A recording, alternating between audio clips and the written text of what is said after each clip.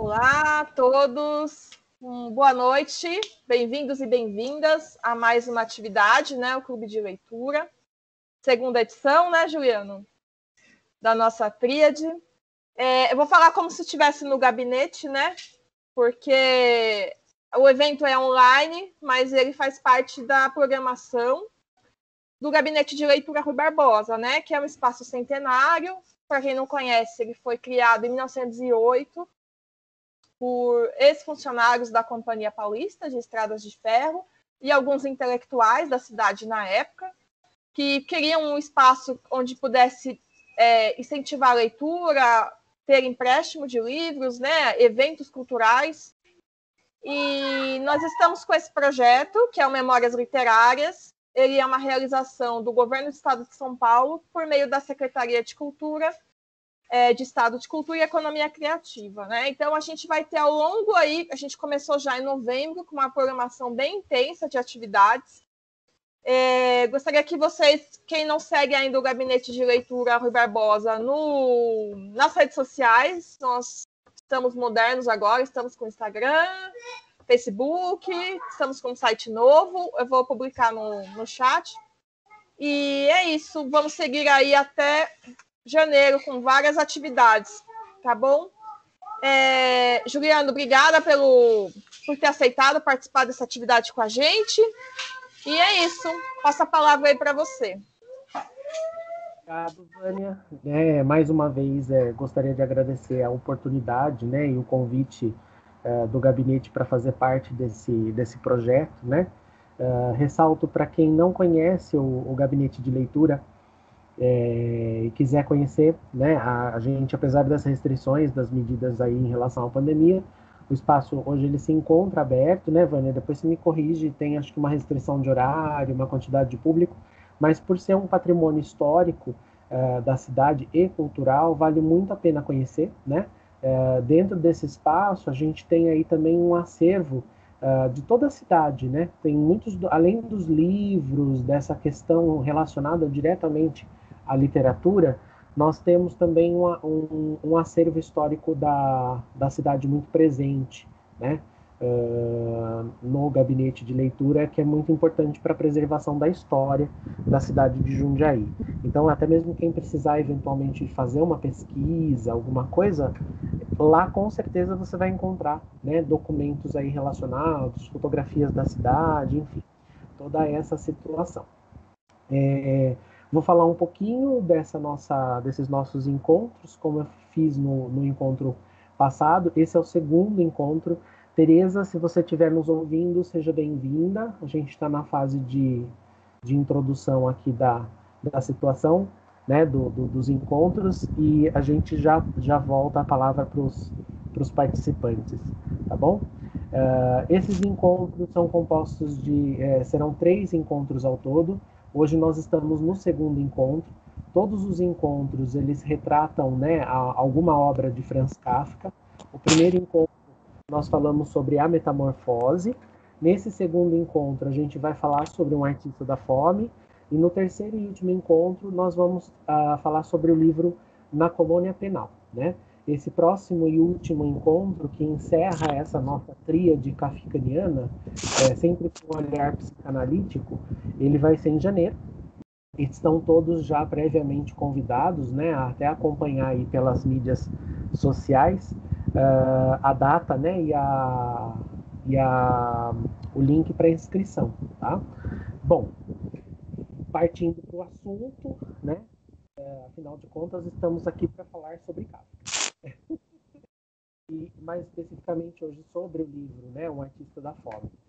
Para quem não participou, do primeiro encontro, vou fazer só uma breve síntese a respeito da vida de Franz Kafka, né? Quem foi, né? Onde nasceu e tudo mais, só para contextualizar, falar em um resuminho dessa obra que nós vamos discutir também para contextualizar, e depois eu vou passar a palavra para a Adriana, para ela fazer uma introdução sobre essa análise, né? Porque a Adriana está aqui dividindo essa mediação comigo.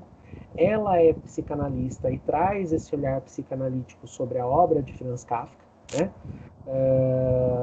Como profissional, né? Como uma pessoa da área, né, da psicanálise, para poder trazer esse olhar realmente focado nesse sentido. Franz Kafka nasceu em 3 de julho de 83, na cidade de Praga, hoje pertencente à República Tcheca, né? Ele era filho mais velho de Hermann Kafka, comerciante judeu, e de sua esposa, nascida na cidade de Lowell. Ele se formou em Direito em 1906, atuava numa companhia particular de seguros, né? Não era a paixão da vida dele, a paixão dele era escrever, tanto que uma das coisas é que ele dizia sempre que ele desperdiçava o tempo, o rico tempo da vida dele com outro ofício que não a arte que ele realmente gostava, que era escrever, né? Ele veio a falecer deixa eu ver aqui o ano em que foi o falecimento dele. Acho que foi em 1900 Adriana, se você me ajudar a me salvar... 24. Isso, Ele veio a falecer em 24, vítima aí de uma tuberculose, né? E a maioria dos livros dele, interessante é que a maioria dos livros dele não vieram a ser publicados em vida, ele não fez essas publicações em vida, né? Ele deixou aí todos esses escritos, né, a maioria desses escritos, confiados a um amigo chamado Max Brod, e fez um pedido para que esse amigo nunca publicasse. Graças a Deus esse amigo não atendeu o pedido dele, né? Porque senão hoje a gente não estaria aqui falando sobre Franz Kafka. Após a morte de Franz Kafka, o amigo dele não atendeu esse pedido e acabou publicando todos os livros e virou-se o que virou, né? Kafka hoje não é só um espectro da literatura. O Kafka hoje ele representa um estilo literário, né? Hoje a gente pode dizer que existe uma literatura kafkaniana, quando a gente quer dizer que tem alguma coisa existencialista, né? Alguma coisa, uma literatura que faz pensar sobre o eu e tudo mais. Então Kafka a literatura de Kafka ela não é só um escrito que ficou para a história, mas é algo marcante que transformou um gênero da literatura, né? Que acabou virando sinônimo de gênero literário. Então, fazendo até uma brincadeira que eu falei, vem cá ficar com a gente, né? Agora eu vou passar a palavra para a Adriana.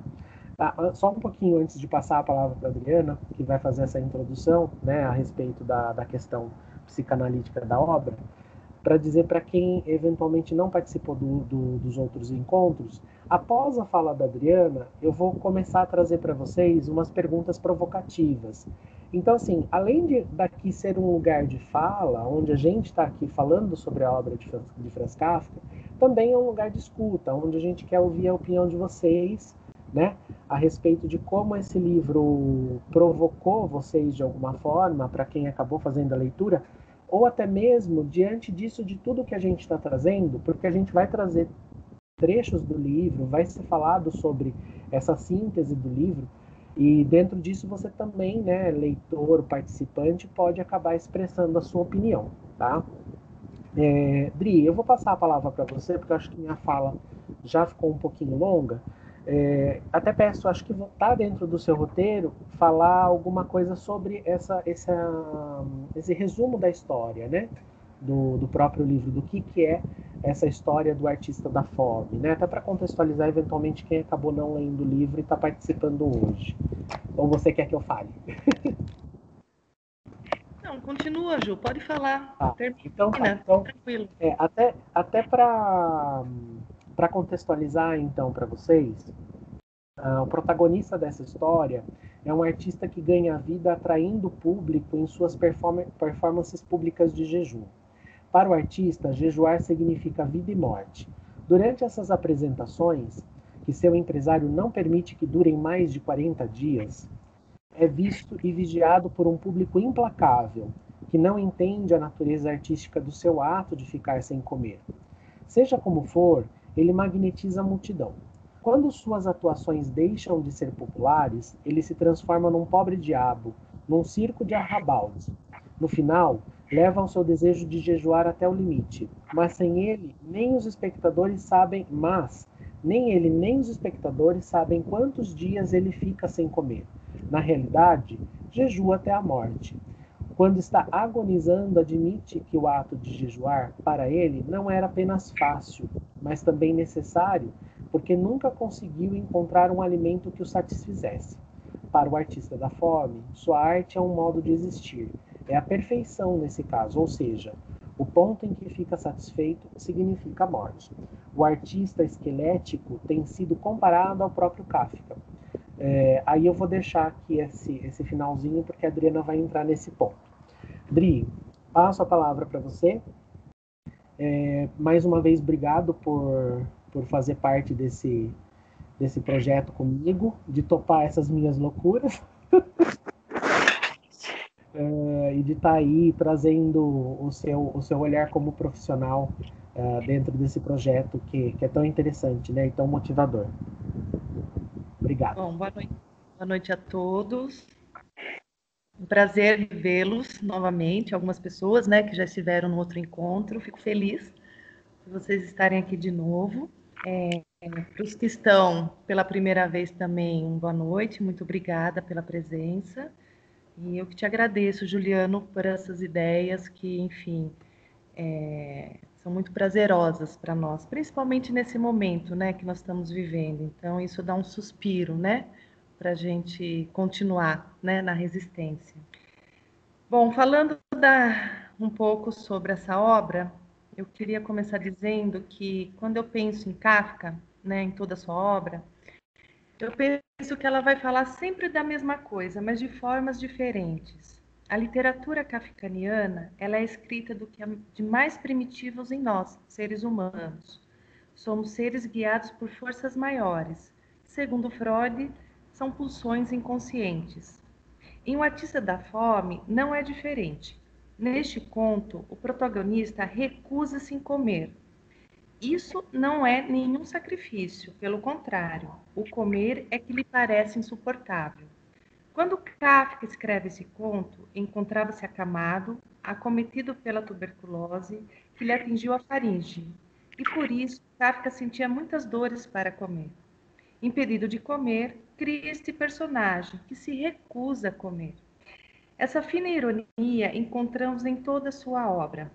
Como já disse no nosso primeiro encontro, a beleza em Kafka está na sua capacidade em transformar o seu mal-estar em literatura. Em Carta ao Pai, outra obra sua, Kafka vai se referir ao seu vegetarianismo em contraposição ao hábito carnívoro do pai. Como também já conversamos em Metamorfose, Kafka refere-se a esse pai como truculento, opressor e cruel. Voltando ao conto. Logo de cara, o que chama atenção é o nome deste, Um Artista da Fome. É muito significativo, pois a arte é um sintoma. Quando é revelado o verdadeiro motivo do artista em não comer, pois ele não encontrara nenhum alimento que o satisfizesse, num olhar psicanalítico, esta recusa seria um enorme anseio de devorar aquele primeiro objeto de sua infância, o seio, que contém o leite materno, mas que está inacessível a ele. Voltando à minha fala inicial, nós seres humanos somos guiados por forças incontroláveis, inconscientes. Neste ponto, a recusa ou evitar comer é evitar destruir, porque quando comemos um alimento, nós o trituramos, nós o destruímos. No caso do protagonista, o nome que Freud vai dar a esta força inconsciente que o impede de comer é sadismo inconsciente. Do Artista da Fome. Explicando. O desejo de destruir tudo é tão grande que, para não fazer isso, ele evita comer. Faz disso uma arte, se tornando um mártir e se aborrecendo quando deixa de se interessar por ele, mostrando assim uma enorme vaidade e um imenso narcisismo. Acho que para começar é isso, gente, novamente. Bom, vamos lá então. Depois dessa introdução toda, né, até desse resuminho da história, a primeira pergunta, né, que eu trago para vocês aí, participantes e leitores, é o seguinte: qual impacto o livro causou em você, leitor? Quem gostaria de falar?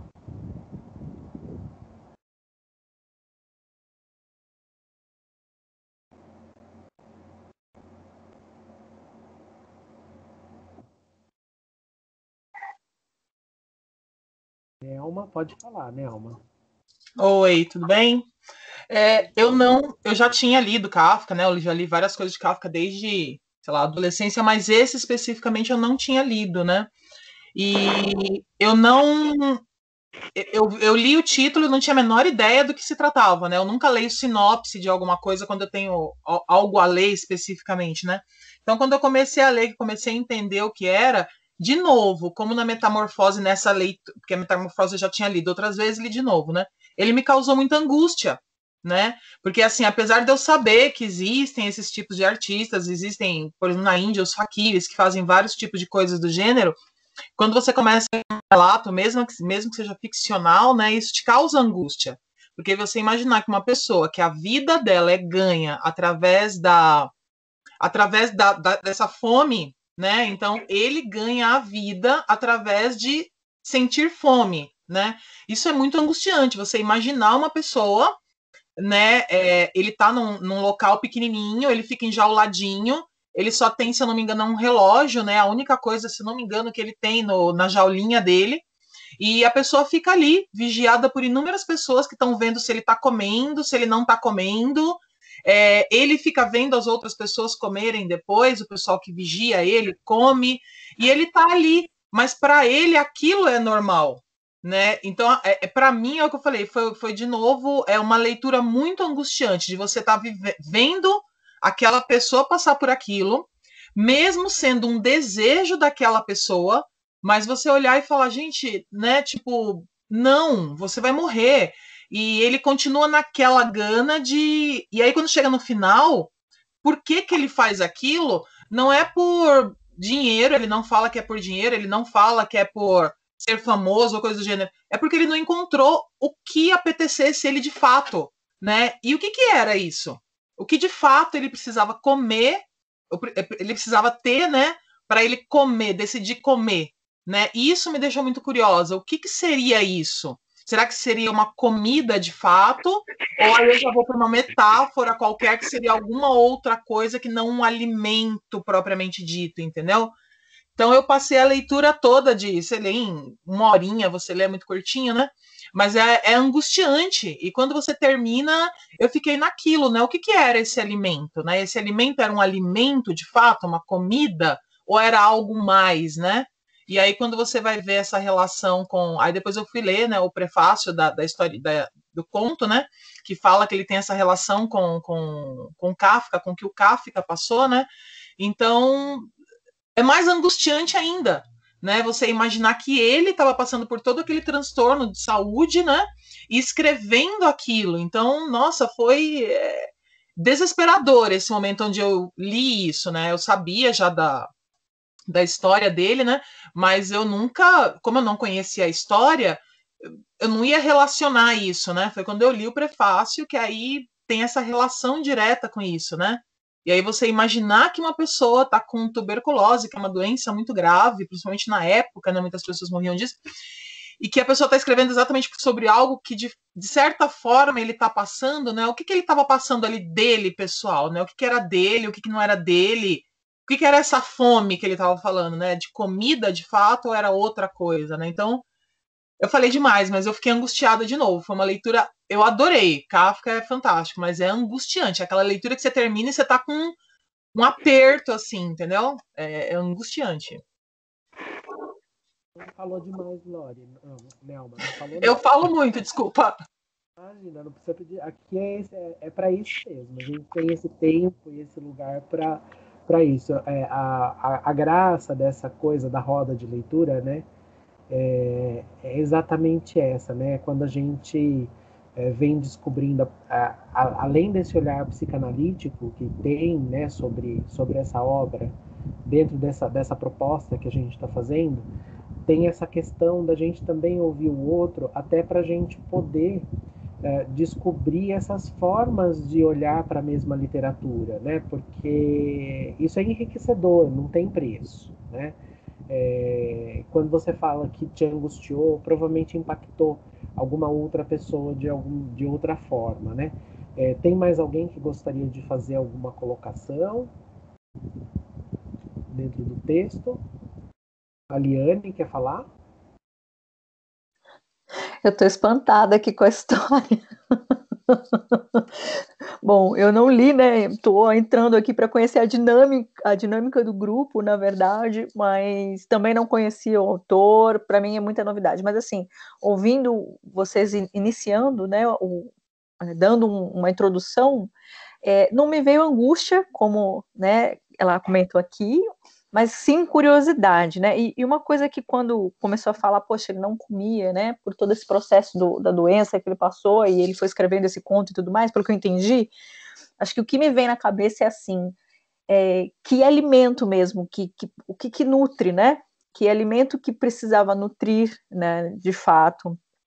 E o que é esse alimento mesmo, né? Então acho que a curiosidade de entender um pouco mais essa questão. Acho que é isso. Mais alguém gostaria de colocar alguma coisa?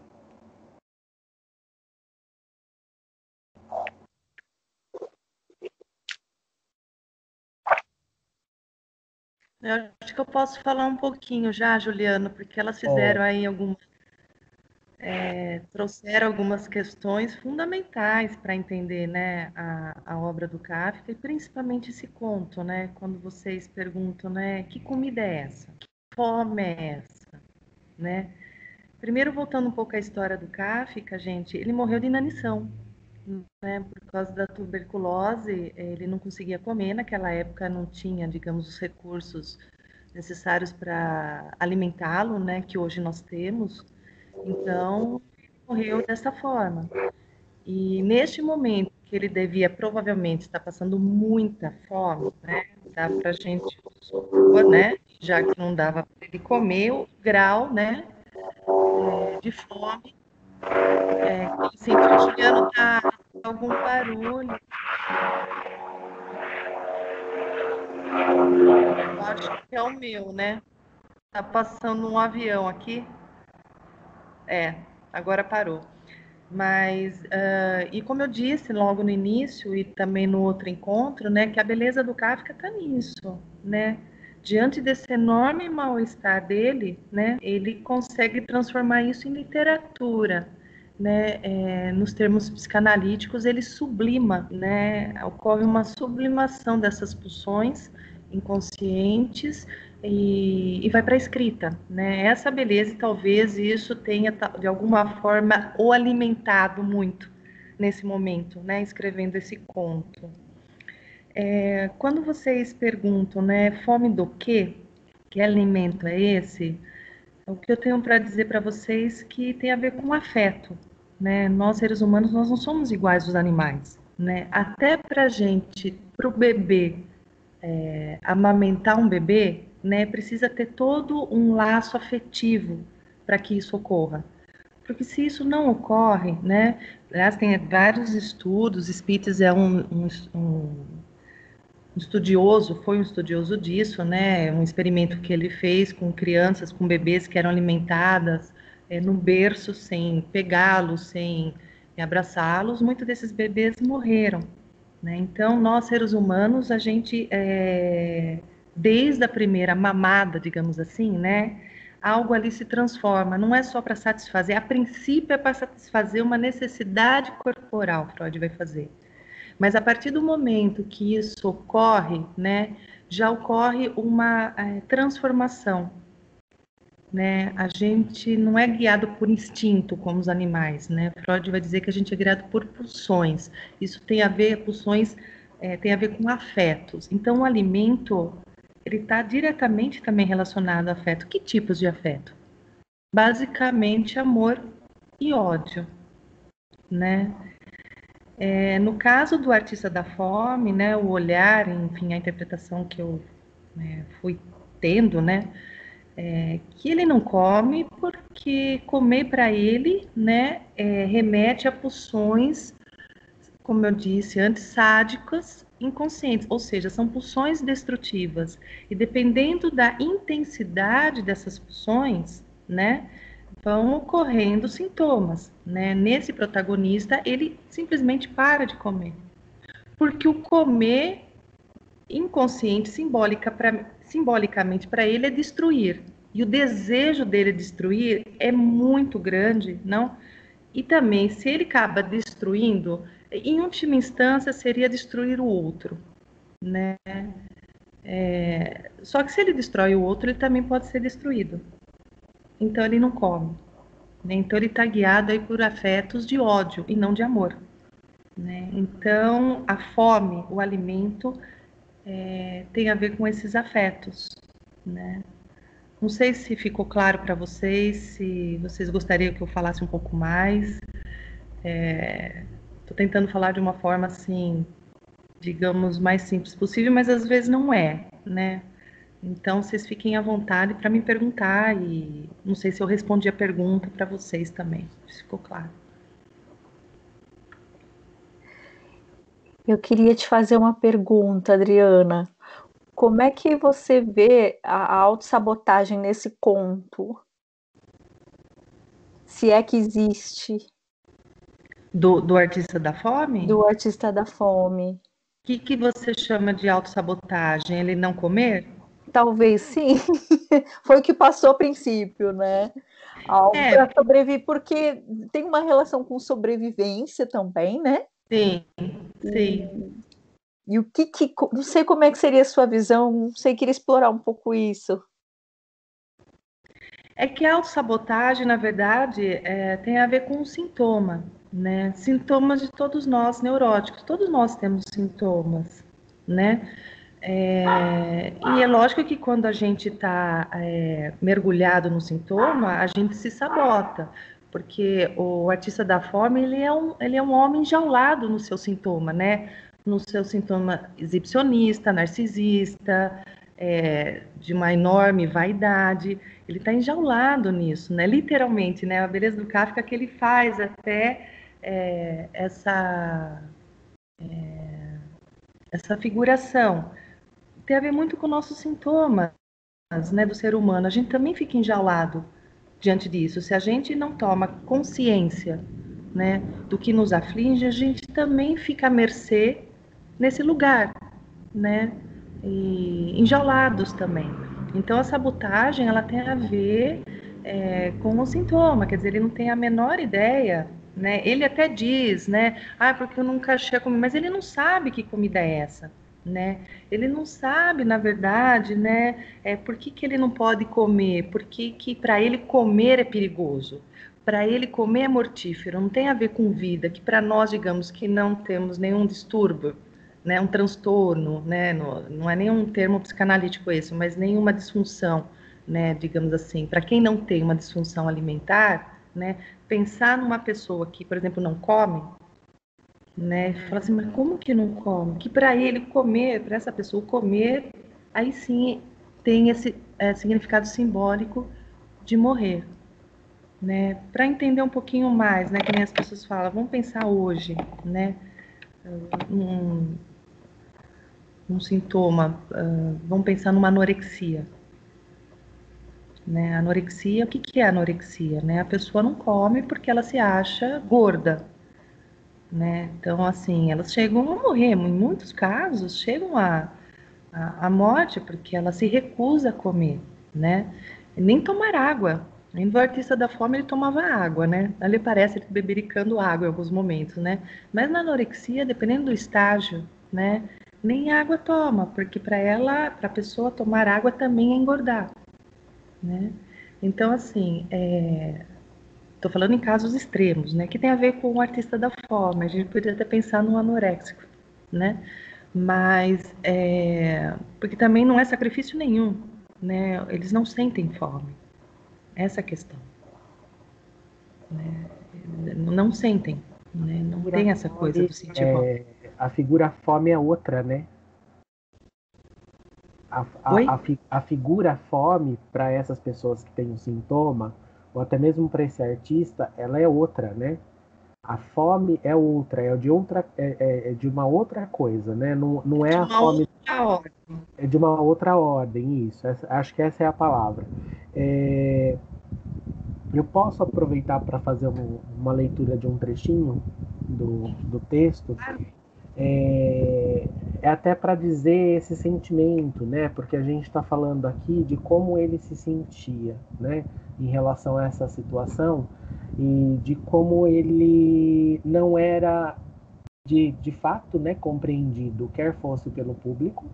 Na verdade, eu acho que nem ele mesmo compreendia ele mesmo dentro dessa situação, né? Ele estava tão imerso dentro de tudo aquilo que ele não se, nem ele se compreendia.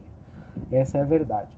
Então aqui o texto ele fala assim: assim viveu muitos anos, com pequenas pausas regulares de descanso, num esplendor aparente, respeitado pelo mundo, mas, apesar disso, a maior parte do tempo num estado de humor melancólico, que se tornava cada vez mais sombrio porque ninguém conseguia levá-lo a sério. Aliás, como o que poderia ser consolado? Com o que poderia ser consolado? O que lhe restava desejar? E se alguma pessoa, alguma vez, uma pessoa bem intencionada, se compadecia dele e queria explicar que sua tristeza provavelmente vinha da fome, podia acontecer, em especial no estágio avançado de jejum, que respondesse com acesso de fúria e começasse a sacudir as grades como um animal, para susto de todos. Mas para esses estados, o empresário dispunha de um castigo que gostava de aplicar.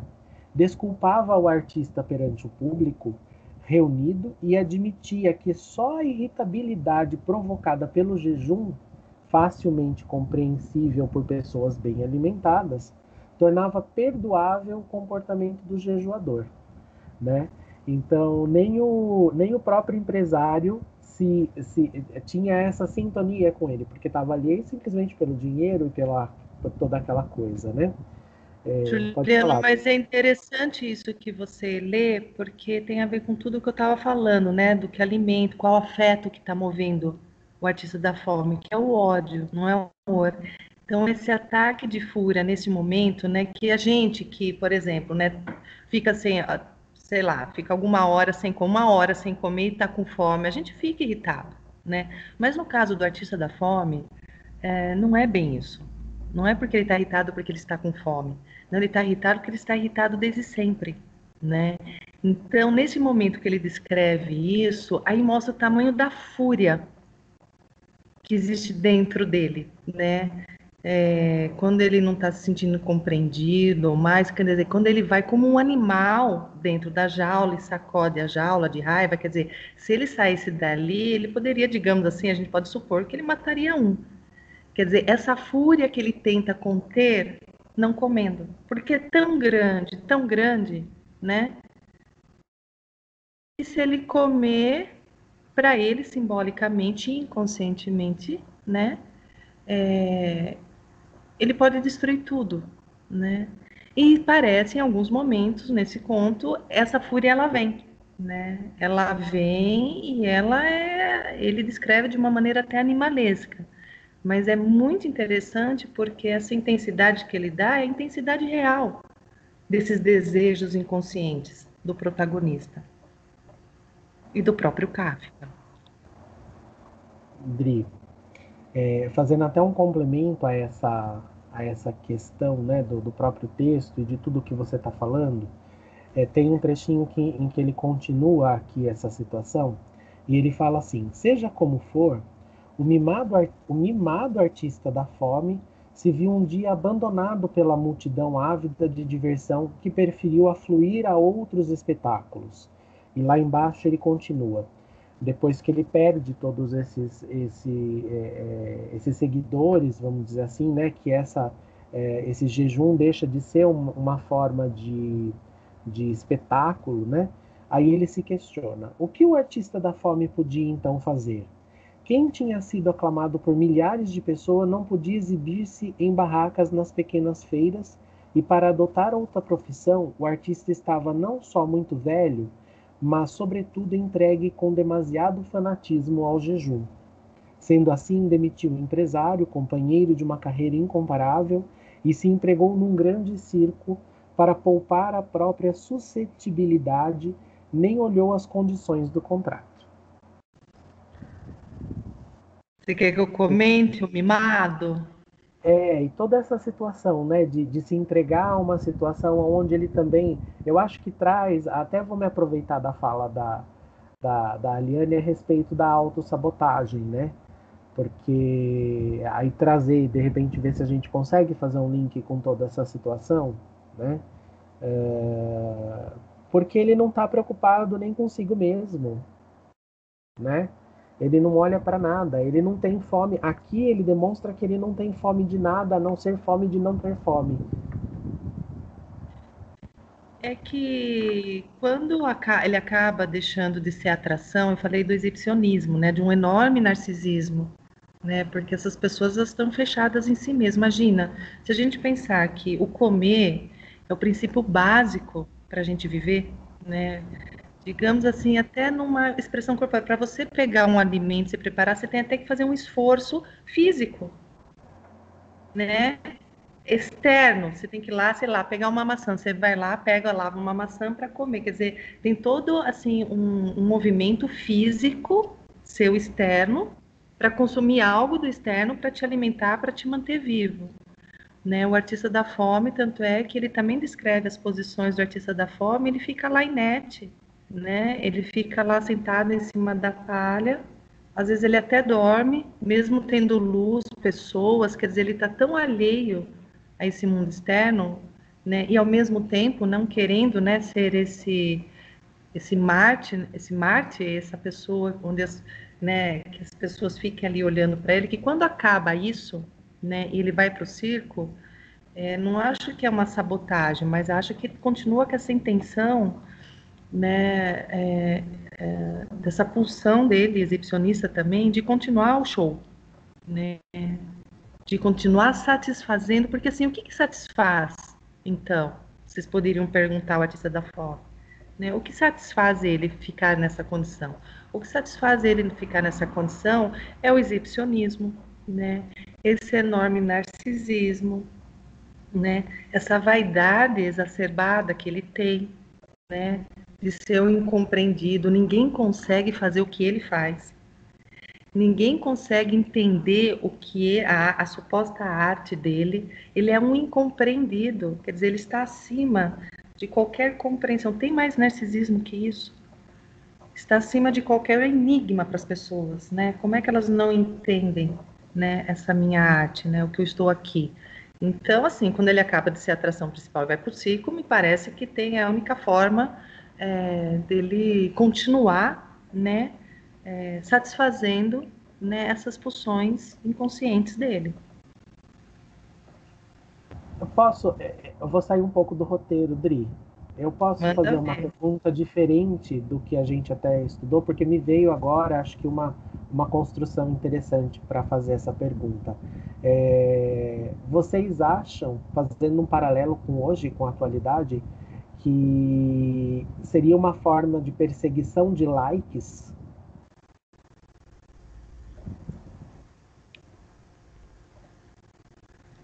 Alguém gostaria de falar? Vou deixar para as meninas aí, para o pessoal. Se seria uma forma, se o artista da fome hoje, fazendo um paralelo com hoje, essa forma, né, esse ofício seria uma forma de perseguir um like, dele ser como se ele estivesse se instagramiando, né, vou usar esses termos que eu acho que são os termos de hoje, né, numa tentativa de aparecer realmente. Como a Adriana trouxe essa questão do exibicionismo, eu acho que talvez dê para a gente fazer esse paralelo. Vocês acham, fazendo esse paralelo com a atualidade, caberia fazer esse paralelo com a atualidade ou não? Alguém gostaria de falar?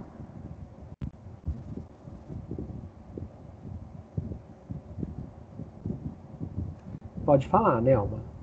Lá vou eu de novo falar. Eu acho, assim, Por não favor. me passou em nenhum momento na cabeça durante a leitura isso, tá? Não me passou em nenhum momento.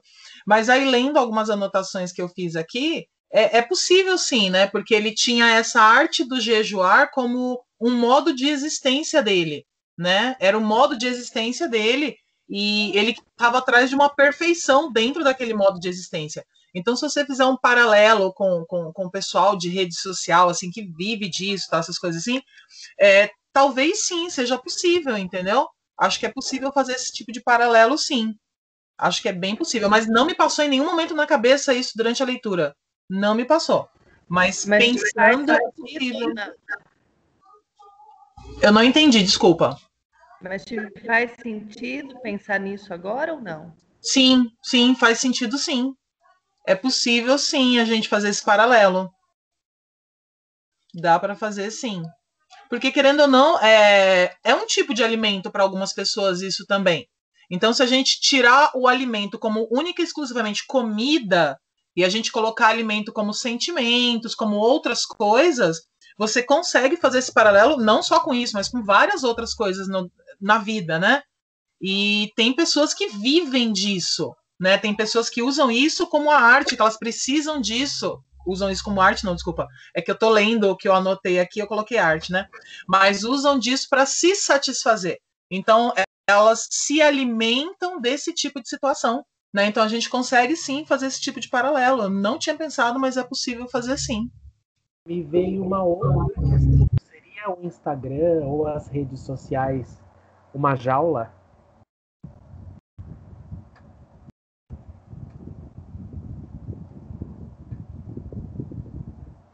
Pode falar, tá, Nelma? Tá aberto, Ali, Brito, pode, a gente tá aqui para Eu falo demais, entendeu? Esse é o meu problema. Falo muito. Por Mas favor. se você pensar, depende de como você usa a rede social, né? Não só o Instagram, como qualquer outra, né?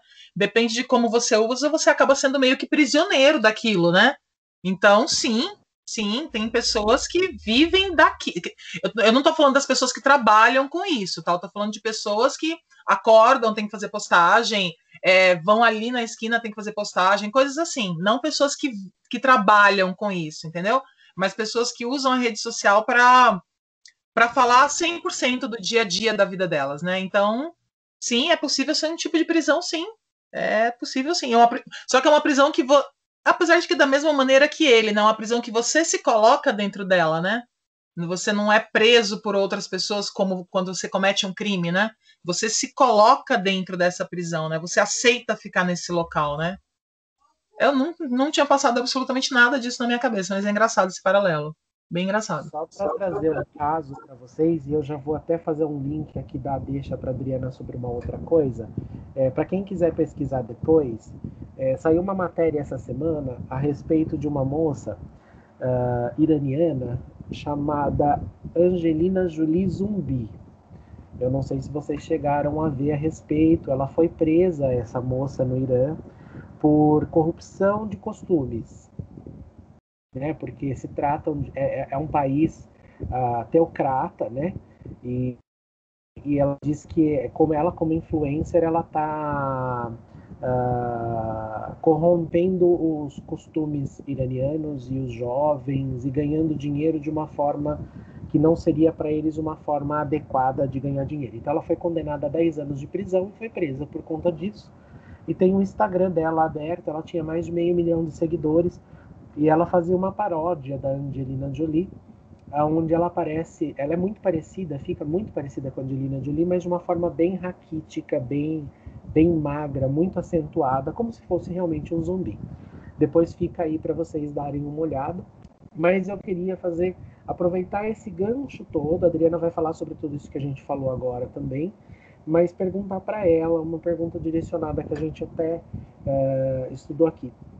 Toda a arte, Adriana, é uma forma de exibicionismo? Bom, mas voltando então, antes de responder essa questão, voltando, a gente podia pensar, tirar de um sintoma individual do artista da fome, né? Dá para a gente sim fazer esse paralelo e levar para um sintoma social, né? Na modernidade hoje, alguns chamam de pós-modernidade, que tem a ver com a nossa cultura, né? Do momento. E é lógico que hoje a gente vive numa cultura, né, onde a gente tem uma tecnologia muito avançada. E que, a princípio, não deveria ser uma evolução do ser humano, né? O que a gente vê, é lógico que tem muitas coisas boas na internet, tanto é que estamos aqui discutindo literatura, né? Mas também nós temos muitos sintomas que daria para pensar, né? De como hoje a sociedade se movimenta, né? Então, essa coisa de eu estar, como a Nelma falou, de levantar de manhã, tirar foto do que está bebendo, tirar foto que foi ali na esquina, tirar foto, enfim, né? Sei lá, qualquer bobagem, né? Que é o nosso cotidiano, né? Nosso cotidiano é um marasmo, né? Total, né? Quer dizer, todo dia levantar, comer, fazer isso, fazer aquilo, é um marasmo. Se a gente for pensar assim, né, cruamente, é uma monotonia, né? E as pessoas fazem disso como um super evento, não? Levantei, posta foto, fez isso, faz a foto. Ai, o pôr do sol, o dia amanhã cedo, andando no carro, com som. Quer dizer, esse exibicionismo, não, o que mostra hoje é que a gente vive numa sociedade extremamente narcisista, né? Onde tem que se expor o tempo todo, né? Porque o narcisismo, o exibicionismo, ele está voltado para o corpo, né? A diferença do Kafka é que, apesar dele estar com sofrimento ou mal-estar, não permanece no corpo, ele desloca para a arte, para a literatura, né? O que Freud vai chamar de sublimação, esse deslocamento, quer dizer, você transforma essa pulsão, não o objeto dessa pulsão, que a princípio seria primitiva, não, para uma coisa, digamos assim, evoluída, que é a arte, né? Mas o que a gente vê hoje, não, e muito, não, é essa pulsão primitiva ali, atuando o tempo todo, né? A gente pode falar disso de N formas, inclusive na internet. Voltando à pergunta, né, que o Juliano fez sobre se toda arte é uma forma de exibição, não. A gente precisa entender o que é arte.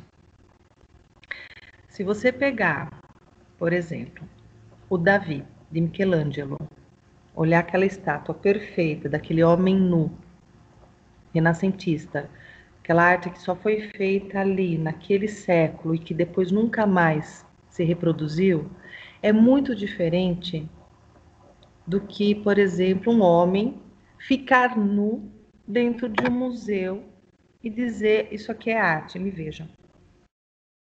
Como aconteceu alguns anos atrás, não sei se vocês se recordam, que teve uma confusão muito grande, o Juliano pode me lembrar aqui qual foi o museu, né, onde ele ficava lá, esse suposto artista, nu, e as pessoas podiam tocá-lo, e foi um auê, enfim, crianças viram, e gente, eu não estou falando uma questão aqui moralista, a psicanálise não tem nada a ver com moral e bons costumes, não é isso, né, estamos falando de sintomas, de pulsões inconscientes, e do que é a diferença entre arte e atuações narcísicas exibicionistas. Essa é a grande diferença. Então, assim, você admirar um nu artístico de uma pedra de mármore, onde você vê até as veias, aquela perfeição, não, do homem, não no mármore, é muito diferente de você pegar, tirar a roupa, que a arte é nisso, né? Você tira a roupa e fala assim, não, me vejam. Então, voltando à sua pergunta, não tem nada a ver com exibicionismo arte, né? Exibicionismo tem a ver com sintoma. É lógico que hoje a nossa arte ela também está um pouco deturpada, né? O que muito se diz que é arte, na verdade, não é. Eu gostaria de perguntar também, aproveitando ainda que a gente também tem um tempo, trazer para vocês Aliás, antes de mais nada, alguém tem algum complemento para fazer a essa fala da Adriana, questionar ela sobre mais alguma coisa? Não? Então a gente vai para essa questão. Alguém conseguiu enxergar algum momento de fome dentro do livro ou não? Não? Se você, Dri, chegou a ver algum momento de fome ou alguma coisa que pudesse indicar uma vontade de comer? Das pessoas que assistiam, né? Só das pessoas dele, não. Não, dele não. Tanto é que as pessoas que assistiam, não tinha um café da manhã para quem se prontificava, ficar vigiando, no outro dia servindo um banquete para essas pessoas. E até ele fala, né, no livro, que se essas pessoas não tivessem banquete depois de manhã, talvez elas não ficassem ali, né, na vigília, né? Então, quer dizer, o que motivavam essas pessoas a estar ali, né, Era a recompensa de serem alimentadas, literalmente. Mas Né? a gente também é assim, eu adoro um coffee break num evento. Sim. Desculpa, falei.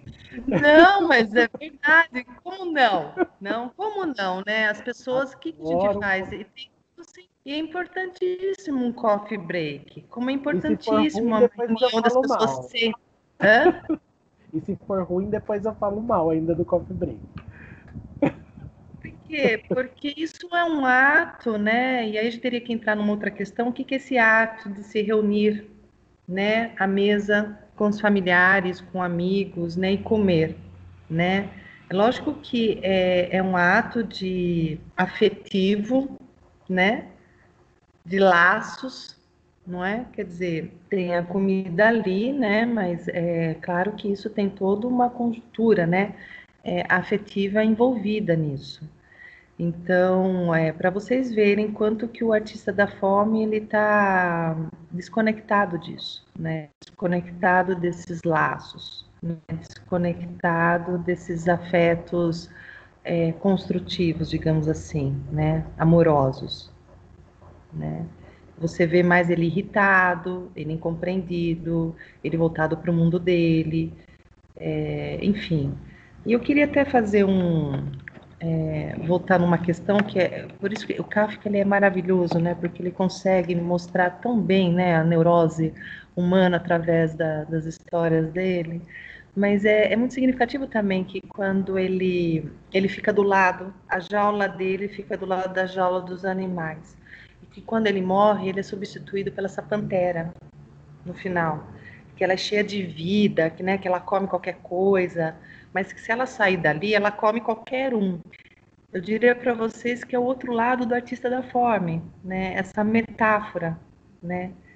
Deste homem que não come, quer dizer, se ele começar a comer, ele pode se transformar nessa pantera. Para ele não se transformar nessa pantera, ele morre.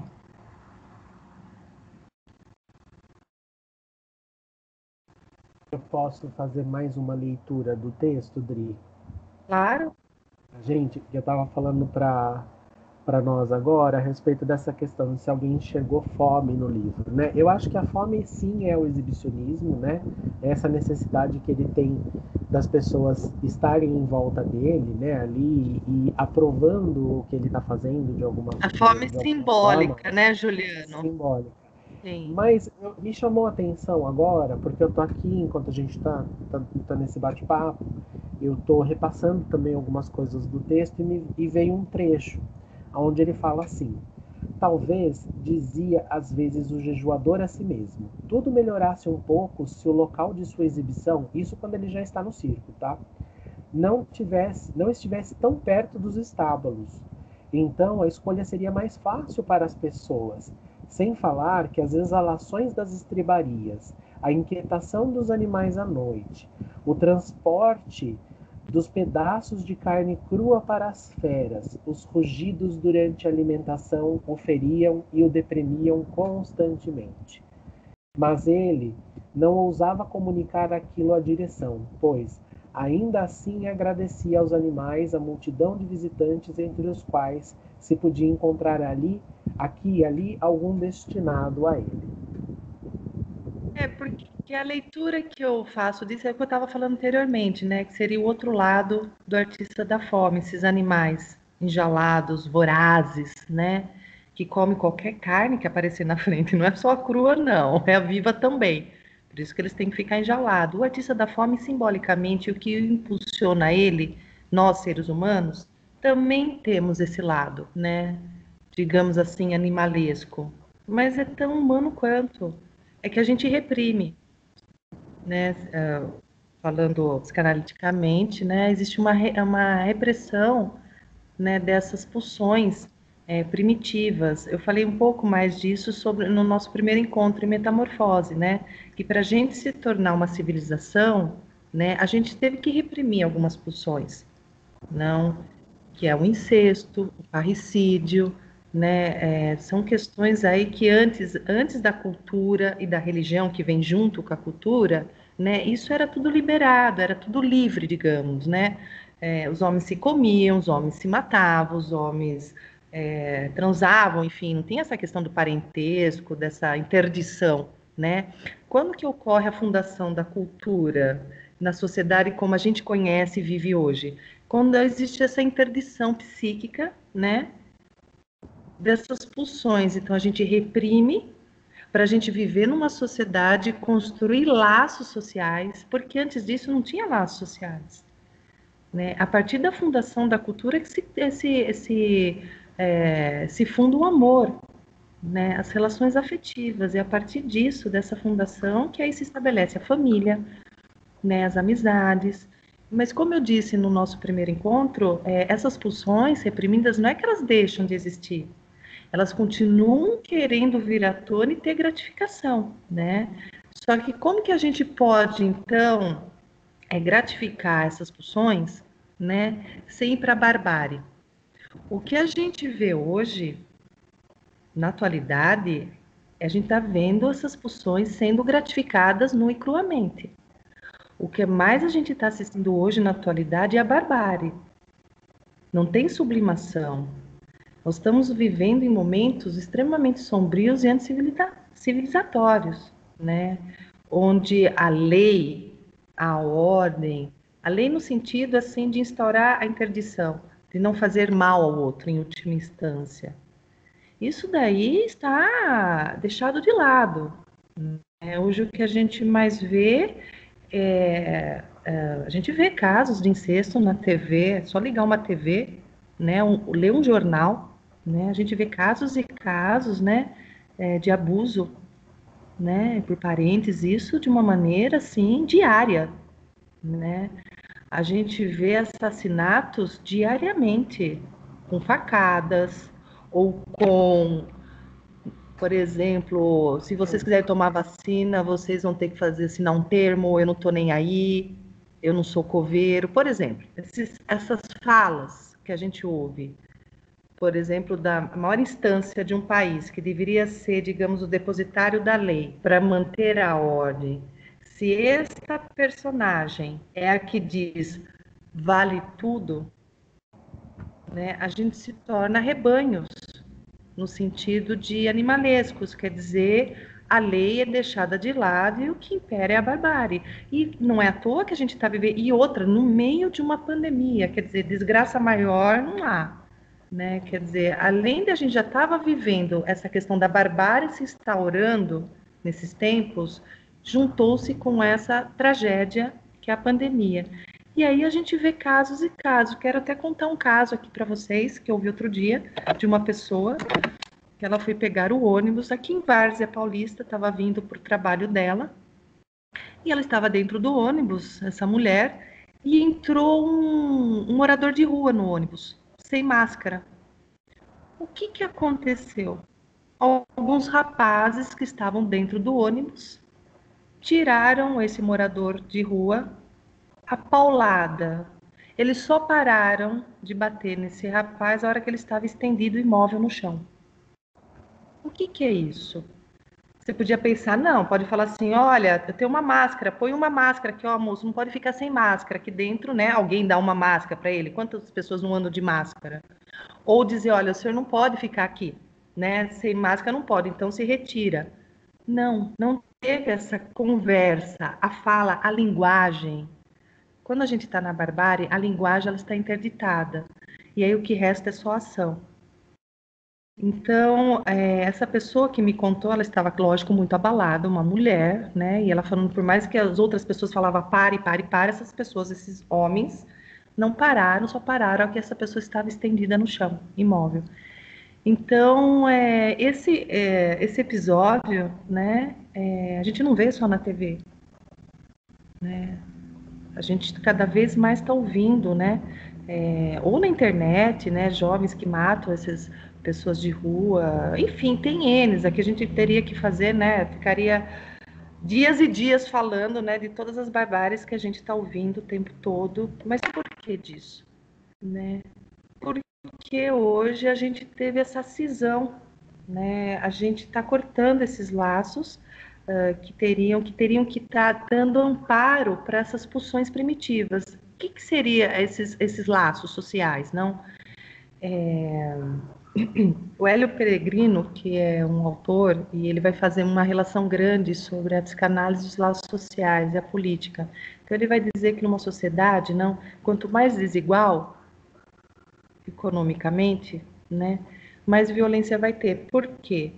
Porque aquela pessoa que não tem acesso à educação, à saúde, à moradia, à comida, para que ela vai, por exemplo, abrir mão dos seus pulsões mais primitivas e que dão um enorme prazer se ele satisfizer essas pulsões? Se ele não está tendo nenhum retorno, nenhuma troca. Por que eu não vou matar o meu vizinho aqui do lado, por exemplo, ou matar aquele cara que está passando ali na rua e eu quero comer e sei lá o quê, né? Se o Estado não me prover, não me dá essa garantia para eu manter, né, essas pulsões lá, bem guardadinhas, é lógico que vai haver uma explosão disso, né? Só que hoje a gente não vê isso só na classe baixa.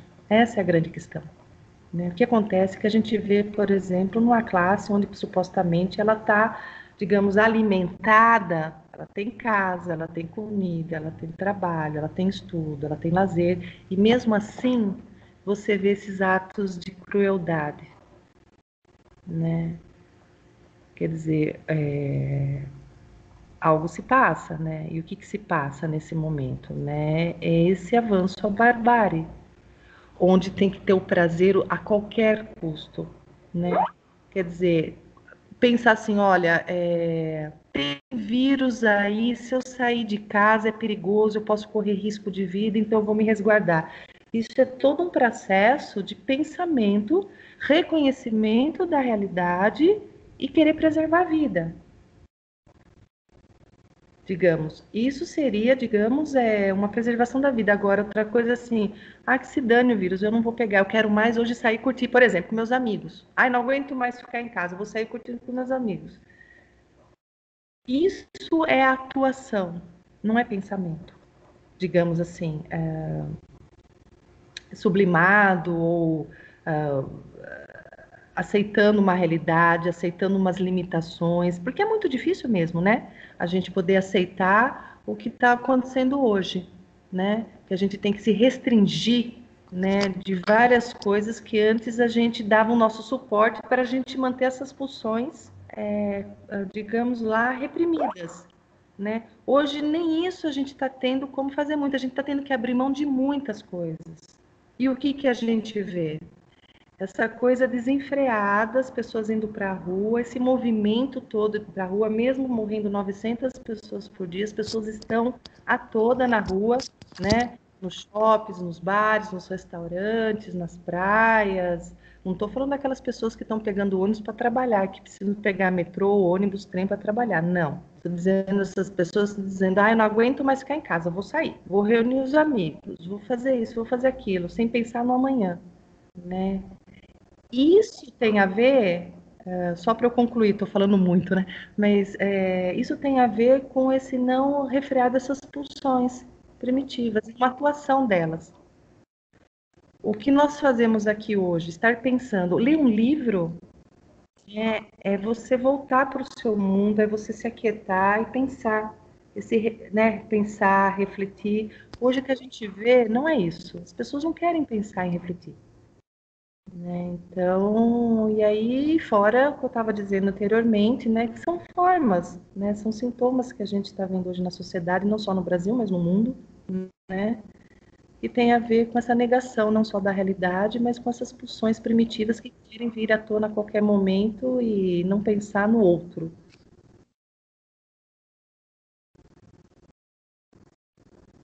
Na verdade, Dri, é porque entrou agora mais duas pessoas. Entrou o Lucas e entrou o Sidney. Dá uma boa noite para eles. Espero que seu microfone funcione, Sidney, hoje. Mas se não funcionar, não tem problema. Quando você quiser falar, você escreve que eu reproduzo aqui para você, tá? Dri, até para a gente começar a ir para um caminho aí, né? Temos mais um pouquinho, quase meia hora ainda. Mas para a gente já poder ir, eu gostaria de fazer, até foi uma coisa que nós trouxemos, né, dentro das nossas discussões antes do encontro, a respeito do que seria esse paralelo entre o próprio Kafka e esse artista da fome. A gente já teve aí, obviamente, a história da questão da tuberculose, que impediu ele de comer e de tudo mais.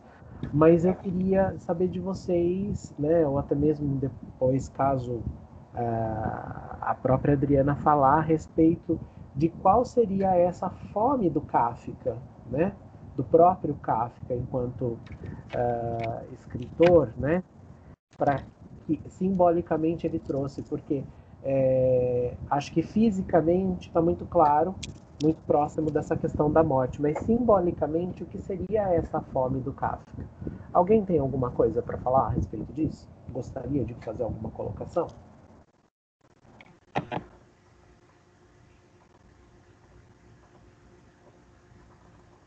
Perguntinha difícil, pessoal, né, Juliano? A gente não dá mole aqui para vocês, não. Mas é uma pergunta, eu acho uma pergunta interessante. Muito interessante. Eu acho que muito. a Nelma, Tem por tudo exemplo, a ver com a obra dele. A Tem Nelma, tudo por a ver exemplo, com a obra dele. leu a biografia, né, dele também, né? Não sei se algumas outras pessoas chegaram a dar uma lida na biografia, né, ainda que mais curta, do Kafka. Talvez isso fique um pouco latente, né?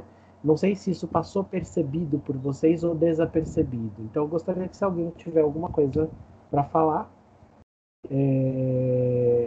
que possa dizer aqui para gente. O Sidney está escrevendo, é isso?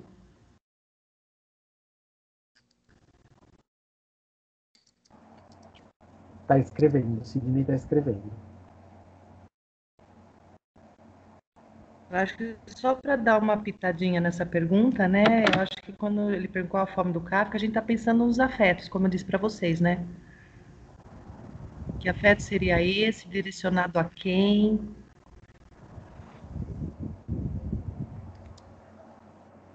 Aproveitando, ó, o Sidney tá falando aqui assim, ele fala: metamorfose, a gente viu a incapacidade de comer, ou quando come, só come alimento porcaria. No artista da fome, de novo a incapacidade ou falta de vontade de se alimentar.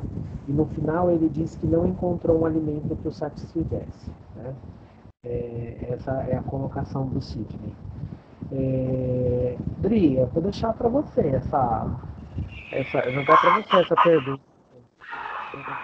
Alguém quer falar? Estão soltando o rojão aqui, então vocês me desculpem, porque daí deixa os bichos agitados e me desculpem. Fazer live assim, nesse momento, a gente tem esses... Bom, deixa eu falar uma coisa, então. Falando qual a fome do Kafka, né? Como eu disse anteriormente, eu acho que tem muito a ver com a relação com o pai. Né? A relação do Kafka com o pai sempre foi muito conturbada, era um pai, digamos assim, muito cruel, né? Diria assim, não era aquele pai amoroso, aquele pai protetor, aquele pai que incentivava o filho, aquele pai que olhava para esse filho. Pelo contrário, era um pai que não queria saber da literatura do Kafka, não reconhecia ele como escritor, tratava os amigos do Kafka muito mal, desprezava todos os interesses do Kafka. Então, essa relação ambígua com o pai, quando eu falo relação ambígua, é a relação de amor e ódio, né? Era muito intensa dentro do Kafka, né? E pensando nessa questão da fome, do comer, do destruir, tem a ver muito com essa relação com esse pai. Quando o Kafka se torna vegetariano, não é à toa. Ele deixa de comer um alimento. E qual que é o alimento que o vegetariano deixa de comer? É carne. Falando aqui tudo simbolicamente dentro do olhar psicanalítico, né? Deixar de comer uma carne é deixar de destruir a carne de alguém, né? Então, o Kafka, nessa relação com o pai, né, essa ambivalência afetiva era muito grande, né? Eu acho que ele se tornar vegetariano tinha a ver com esses afetos ambíguos com o pai, né? Que, enfim, tinha uma relação aí muito mais destrutiva do que amorosa, né? Então, para quem leu, já falei isso também no nosso primeiro encontro, e vale a pena a leitura, né, de Carta ao Pai, isso é muito claro nessa carta que o Kafka escreve a esse pai, mas que ele nunca entrega ao pai, né?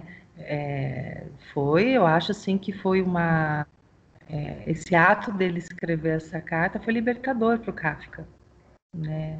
Dizer tudo o que ele gostaria para esse pai na carta, e ele escreve assim de uma maneira maravilhosa, né? Todos os afetos, sentimentos, as frustrações, né, em relação a esse pai, né? Por isso que eu falo que ele acaba sublimando todos esses afetos destrutivos, né? Ele coloca antes todo mundo tivesse essa capacidade, né? Essa capacidade de pegar esses afetos que todos nós temos, destrutivos, né? E sublimá-los através da arte ou da política ou de uma atividade intelectual. Isso é o Freud que fala, né? Como é que a gente pode lidar com essas pulsões primitivas dentro de nós que a gente, digamos assim, a princípio não podemos atuar em sociedade? É através da arte, né, através da política, através das atividades intelectuais, não? Seria a forma da gente ter alguma satisfação psíquica interna, né, e não ter esse mal-estar, né? Muito pelo contrário, não são atividades prazerosas, mas não é isso que a gente vê, é o que eu estava falando anteriormente, que hoje a gente está vivendo um momento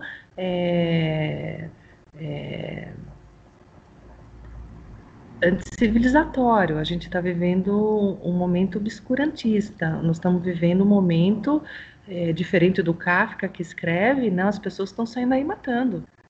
Namorada que mata a ex-namorada, jogar crianças, filhos pela janela, tempos atrás, não, mas assim, hoje a gente está vendo, né, matar, enfim, os andarilhos na rua, não são 1, 2, 3, ou atirar as pessoas, por exemplo, falando um pouco mais amplo, né, tirando o ser humano e falando da nossa estrutura social e política nesse país, tirar os assentamentos no meio de uma pandemia, ir lá e arrancar as pessoas dos assentamentos, porque tem que arrancar as pessoas dos assentamentos, não importa se nós estamos numa pandemia, se nós estamos em condições adversas, não importa nada disso. Não importa nada, né? Quer dizer, não, viva la morte. Nós estamos vivendo hoje num momento onde o lema é viva la morte, não é viva la vida, né? Então, voltando, eu fui longe, mas a fome do Kafka, Juliano, tem a ver com esses afetos, né? Que ele transforma, essa questão, ele transforma. Queria fazer uma pergunta complementando. Você, até também para as pessoas, a literatura em si, né, a escrita, porque o Kafka, ele tem uma questão que ele escreve e ele acha que ele desperdiça esse ofício. Você acha que a fome dele seria essa ausência, o alimento que ele não pode comer, seria a literatura? Não. Porque o artista da fome, ele não acha esse alimento. Não sei, é uma questão que me veio, né? Então, sua pergunta? O artista da fome, ele não acha esse alimento que, supostamente, ele não acha esse alimento que lhe traz prazer, né? O Kafka acha o alimento. Ele sabe qual é o alimento, mas ele está impedido. Não, o Kafka, ele acha o alimento. A escrita é o alimento do Kafka. É diferente do artista da fome. O Kafka, ele escreve. Mas ele não publica, né? Ele não se permite isso. Até o prazer dele é simplesmente na escrita, né? Ele não deixa eu falar uma coisa. Ele não era analisado, né? Ele não fez análise. Se ele tivesse feito análise com Freud na época, né? Quem sabe ele se permitisse a publicar, né? Com esse pai tão opressor, dá para entender que, enfim, ele tinha as questões dele sem análise, né? Quer dizer, não dá para conseguir tudo, mas ele conseguiu muito, né? Não foi pouco que o Kafka conseguiu, né? Quer dizer, ele conseguiu transformar essa fome nessa escrita. É o que alimentava o Kafka. E alimentou muito, Juliano, porque o ato de escrever, ele não publicava, mas ele lia para os amigos. Né? Teve alguns contos que ele publicou, sim.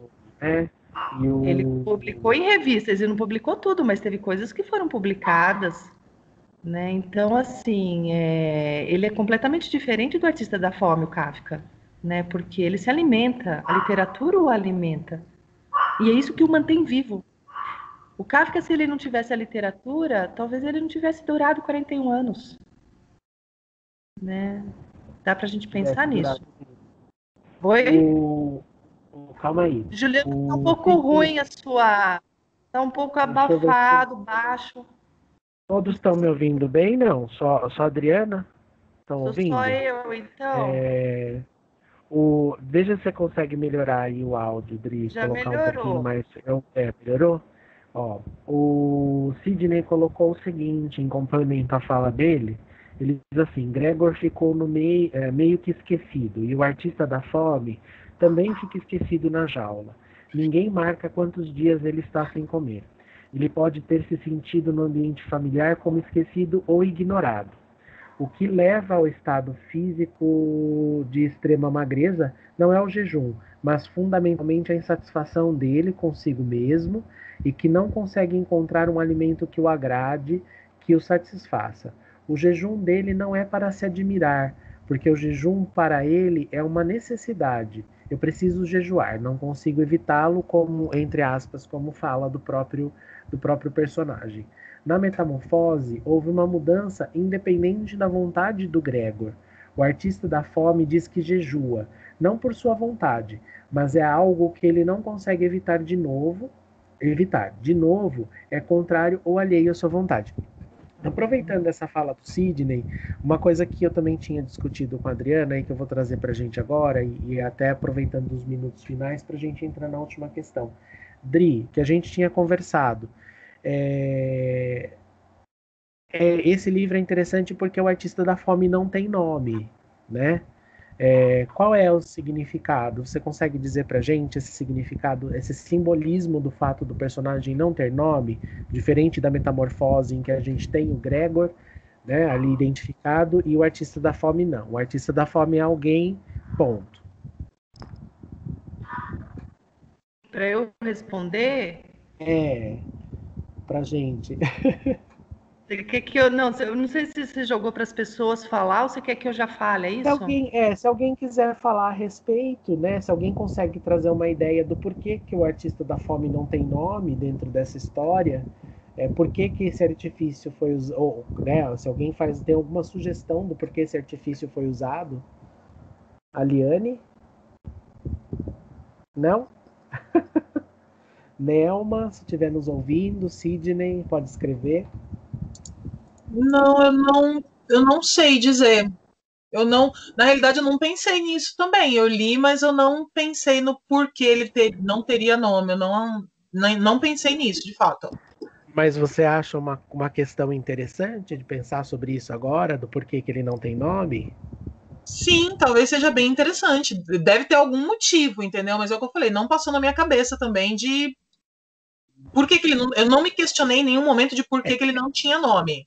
Na verdade, eu e a Adriana, nós fizemos algumas ululações, né, Dri? Talvez não tenha sido a pretensa do autor, mas eu acho interessante essa questão, assim como o próprio José Saramago usa desse subterfúgio no ensaio sobre a cegueira, né, em alguns outros livros dele, nós temos essa questão dentro desse livro do Artista da Fome que chama um pouco a atenção.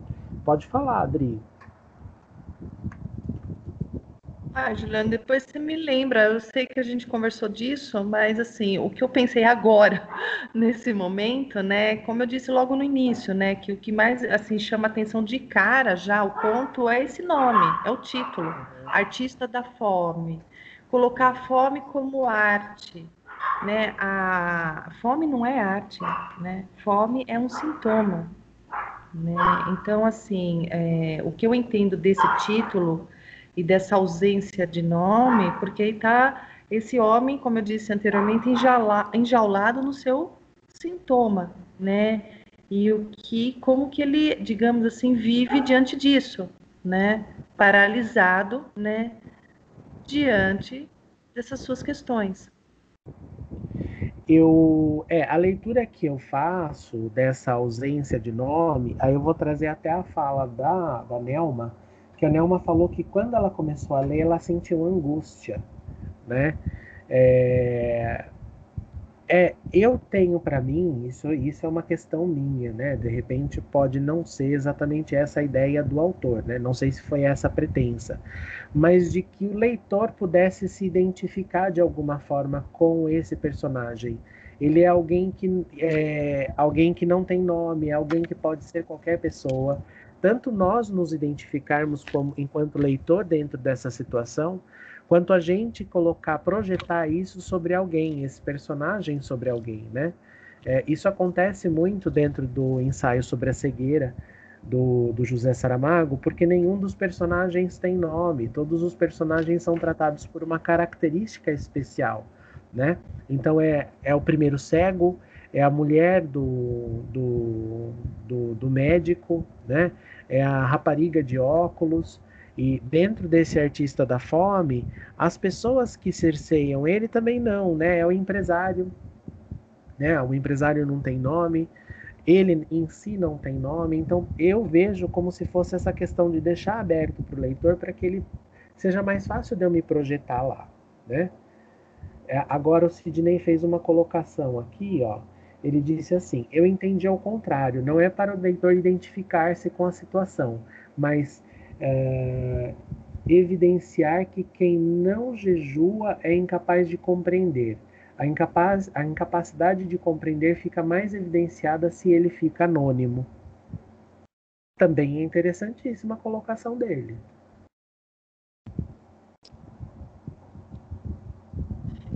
Como a gente falou antes, né, Cirine, as pessoas não compreendem porque as pessoas, assim, a princípio é uma coisa incompreensível. Até trouxe a questão da anorexia aqui, né? Acho que você não estava aqui nesse momento.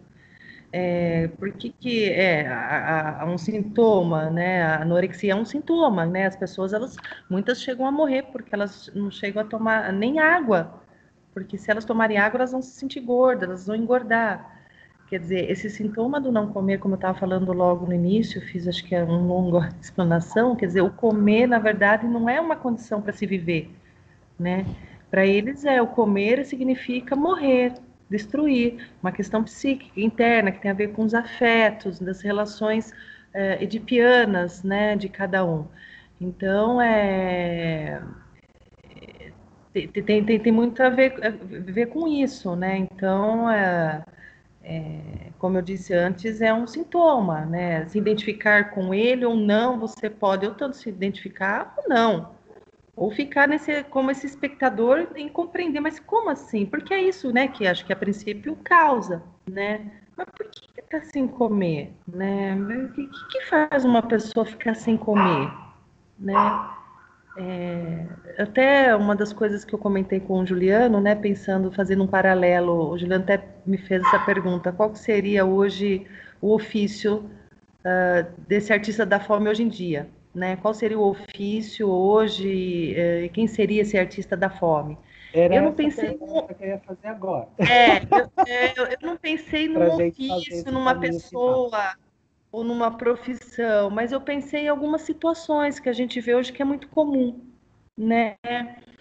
Não no grau do artista da fome, de uma anorexia, mas a gente vê essas pitadas hoje em dia que é ser muito exaltada, as pessoas seguem, as pessoas acham saudáveis.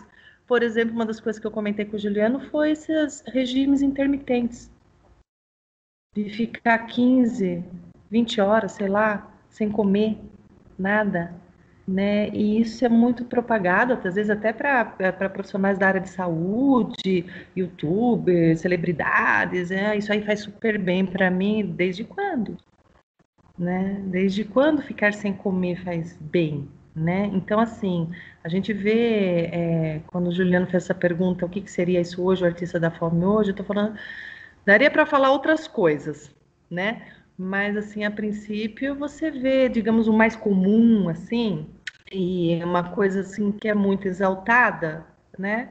Seria esses regimes intermitentes, quer dizer, você fica sem comer.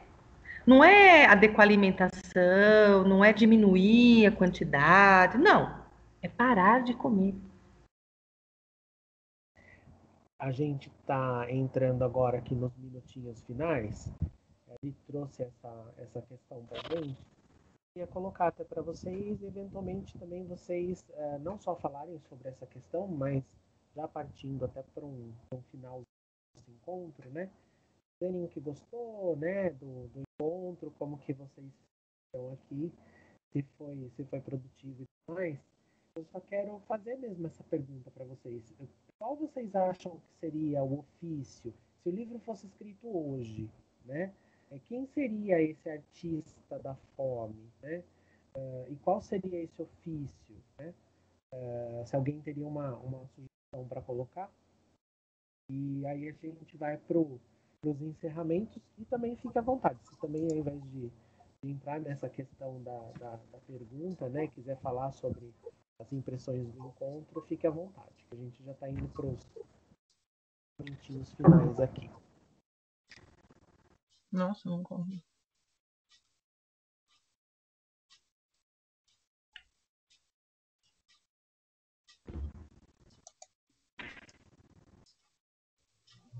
É que tem a ver também com o exibicionismo, né? Não tem só a ver com comer, né? Tem uma levantou a mão aqui, ó. Eu falo demais. Eu ia falar isso que ela comentou, né? Porque se a gente não pensa só na fome como comida, né? E pensa na fome como qualquer outra coisa, né? O fato de você querer se mostrar demais, o fato de você querer ser visto demais, que é o caso dele, né? Ele tá se mostrando o tempo todo, ele tá o tempo todo exposto. Você pode pegar, sei lá, um youtuber ou eu consigo pensar assim nisso, né? Alguma pessoa que está muito exposta, né? Que ela vive disso. Talvez a gente consiga fazer essa conexão com isso, né? Se fosse hoje, talvez um youtuber, né? Acho que talvez fosse algo mais próximo, pensando na exibição, né? Agora, pensando na fome propriamente dita, fome não de comida, né? Fome de coisa também seria isso, né? Eu acho que alguém que se exibe demais, o pessoal que vive de rede social, acho que isso, né? Eu imagino, não sei. Não consigo pensar em outra coisa, assim. Seria talvez, de uma forma exagerada, o fisiculturista, a barriga negativa, Talvez. o Ken, a Barbie, né? O Ken humano, Talvez. a Barbiana. Se a gente levar isso para o lado físico, né? Para o lado corporal, sim. Né? É que eu já pensei num outro lado, assim, mas se você levar para o lado corporal, sim, é qualquer tipo de exibicionismo, né?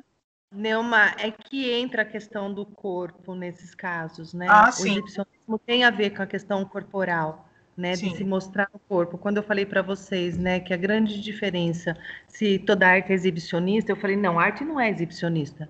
Uma coisa é ter uma pessoa que se coloca nu dentro de um museu e fala, ah, estou aqui, me olhem, me toquem. Isso daí é de um narcisismo, de um exibicionismo, né, extremamente imenso dessa pessoa. Outra coisa é, como eu falei, é ver o Davi de Michelangelo, aquele homem nu, e você admirar aquela estátua perfeita. Isso é arte. Isso não tem nada a ver com exibicionismo.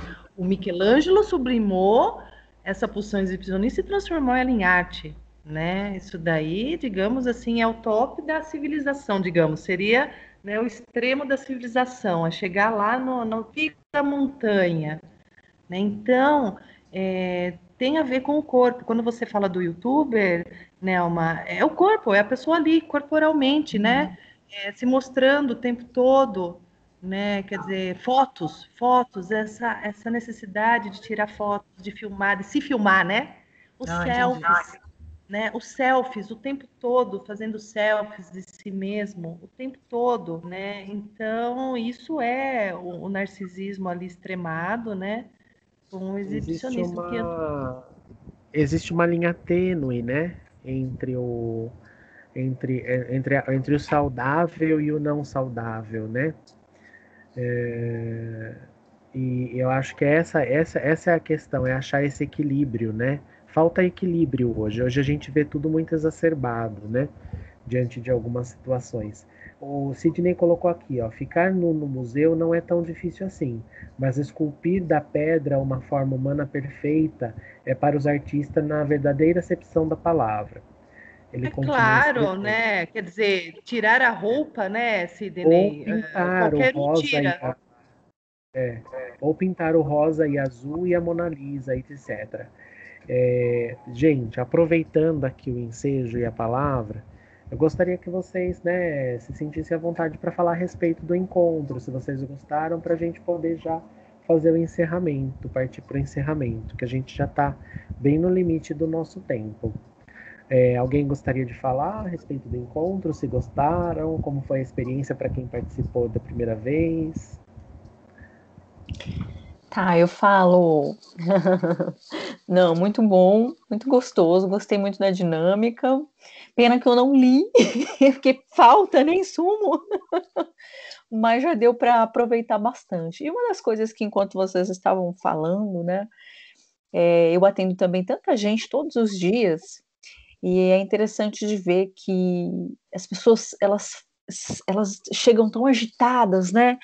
E aí eu pergunto, no que você acredita, por exemplo, né? Uma pergunta, o que você acredita? Qual que é a bandeira que você levanta na vida? Enfim, uma delas, me conta um pouco e tal.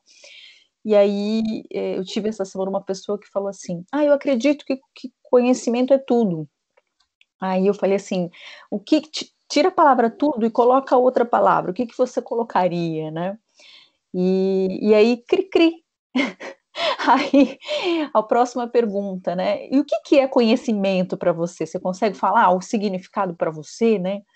E aí a pessoa também entra em crises, né? Então, assim, e não é só essa, estou dando só um exemplo, mas é interessante de ver que, fazendo uma relação com o livro, né? Uma relação com o que a gente está discutindo, é interessante que o quanto realmente essa coisa do buscar, né? Qual é a fome e tudo mais. Eu busquei no alimento, a questão da psicanálise aí, da sublimação, mas assim, o que realmente, né, eu estou falando? O que realmente eu quero? Cadê o meu autoconhecimento para isso, né? Então, a gente sai fazendo, agindo, sem parar de fato. E como a Adriana falou, achei muito legal, viu, Adri? Essa questão sua da ação, né? Já sai fazendo, né? Eu sempre brinco que motivação é um motivo para ação, um motivo para agir. Tem gente que paralisa porque não tem um motivo, mas tem gente que age também porque não tem motivo, né? Sai fazendo, né? Enfim, então acho que falta um pouco do pensar, do refletir. E eu acredito que esse grupo tem muito essa função também, esse papel. Então, parabéns, fiquei muito feliz. Obrigada pela oportunidade. Liane, só uma curiosidade, você falou que você atende muitas pessoas, você faz o quê? Ok, eu trabalho com desenvolvimento humano, mas aplicado em carreira e negócios, né, mas basicamente é isso. Eu uso uma base de autoconhecimento. Pessoas o tempo todo. Sim, eu tenho formação em psicologia, mas eu não clinico, né, a minha base é totalmente focada também em autoconhecimento, mas direcionado para carreira e negócios. Uhum. Só uma coisinha, Juliano, posso falar que a Liane falou e eu queria dizer sobre essa questão do pensar e o agir. É lógico que a gente também tem uma fala hoje, nós temos que agir, não pode ficar só na esperança, você é o que faz, você é o que decide a tua vida, ok, motivacional. Mas o que eu estou dizendo aqui, né, é o outro lado da moeda, né, como eu disse anteriormente, quer dizer, por falta de pensar, porque o pensar causa angústia, Aliane. Quando você pergunta para a pessoa, né, o que te alimenta, o que você... o conhecimento. E aí, quando você pede, quer dizer, uma coisa pronta, tá, mas o quê? O que do conhecimento? Você vê que é uma coisa rasa, né? Porque assim, é muito difícil o processo, porque as pessoas são mais imediatistas, né? Não sei se você enxerga assim, e quero coisas, mas o pensar é uma construção também, é um trabalho, né? É um empenho.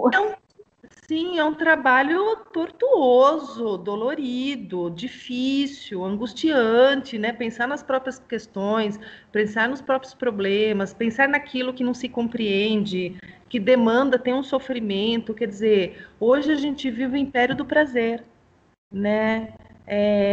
Vamos para academia, vamos para isso, vamos para aquilo, vamos fazer isso. Não pode parar, porque o parar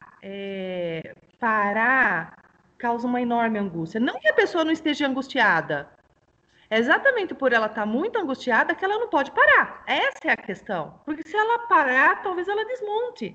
Ela desmanche. E eu vejo né? muito isso mesmo. E sabe, Adri, só um complemento mesmo rápido aqui, que eu sei que vocês estão em cima da hora, mas eu vejo muitas pessoas com fome mesmo. A fome da vida, porque age, procura. Eu já tenho que agir, eu vou abrir. Eu falo, tá, mas você vai abrir para quê? Você nem entendeu para que você quer fazer isso. Então, muita gente se ocupando e pouco sendo produtivos eficientemente, né? Produtivos para a alma, para a mente, para o físico, mas só se ocupando, né? Interessante isso, muito interessante. Deixa eu dar a palavra para Nelma. Nelma, pode falar. Eu gostei de novo, né? Quando eu vi isso daqui em Jundiaí, eu moro há pouco tempo, né? Então eu gostava de Kafka já, quando eu vi eu achei muito interessante. E aí eu fiquei muito feliz quando teve o encontro agora aqui, né? Porque eu achei que só voltaria a ter quando fosse presencial, né? Então gostei de novo, porque tá me dando uma nova visão das obras de Kafka, né? Eu não tinha pensado muitas dessas coisas, eu nunca tinha associado com as obras dele, né? E acaba enriquecendo mais a minha perspectiva como leitora, né? E isso é muito bacana, entendeu? Isso é fantástico, quando você consegue ir além do que só ler uma obra por ler, né? Isso eu tô achando fantástico, entendeu? Tem uma outra visão Deixa da eu obra. perguntar uma outra curiosidade. De onde você é? Eu sou de São Paulo. Ah, tá. Aí eu moro Você na está há quanto cidade. tempo aqui? Eu moro aqui há 6 anos. Mas é pouco tempo para mim ainda. Eu ainda não conheço muita coisa aqui, entendeu? Então, ainda sou meio perdida aqui. Mas bem-vinda, viu, Nelma, a Jundiaí, bem-vinda a esses encontros. Você está lá também no bloquinho, né? Seja bem-vinda também. Obrigada. Eu vou fazer a leitura da fala do Sidney, aí eu faço um fechamento e já passo a palavra para você encerrar também, Dri. O Sidney colocou assim, que ele chegou no final, pede desculpa, mas gostou e aprendeu muito com o debate, muito enriquecedor. Chego com minhas ideias e saio com outras ideias e visões. Obrigado, amigos. Aí ele complementa dizendo assim, que angústia, a Adriana me deu um insight ao entendimento desse livro comentado hoje. Angústia para mim é o que aflige o artista da fome, e por isso ele jejua. Gente, quero agradecer realmente. Vou passar já a palavra para você, Dri. Agradecer novamente a participação de todos. Para mim, assim, a Adri sabe o quanto eu gosto de Kafka, né? O quanto esses livros, as obras, eles são importantes, né? E até por conta do trabalho que eu tive em livraria, e foi um dos primeiros autores que realmente me chamou a atenção. Agradecer a todos vocês por acreditarem nesse projeto, por estarem aqui participando. Boa noite a todos. Dri, por favor, pode fazer suas palavras finais e aí a gente encerra a nossa sessão. Eu queria também agradecer a presença de todos. Sempre é um enorme prazer poder falar de literatura e psicanálise, minhas duas grandes paixões. Então está sendo assim muito gostoso e eu fico muito feliz, né? Também achei que esse encontro foi super produtivo. Adoro ouvir vocês, adoro as perguntas. Eu acho que a minha ideia e a do Juliano é isso, né? Não só discutir literatura, mas também trazer um pouco de psicanálise. Né, difundir um pouco a psicanálise, né? Isso é essencial, né? É o convite para esse exercício, para parar e pensar, né? E como você falou, né, pensar em coisas que a gente não pensou anteriormente. Se vocês saírem desse encontro hoje com esse sentimento, a gente já ganhou a noite, já ganhou o projeto, né, Juliana? Porque a nossa ideia é essa, né? Olha, eu não tinha parado para pensar nisso, eu nunca tinha parado. É uma questão minha, nossa, isso me fez, né? Então, a ideia é essa, né? É colocar essa sementinha aí para germinar dentro de vocês. Eu fico muito feliz de revê-los aqui e espero encontrá-los, vocês, no nosso próximo e último encontro. Mas obrigada e boa noite. Obrigado, gente. Boa noite a todos vocês, viu? Tchau, tchau. Um grande abraço. Tchau, boa noite. Boa noite.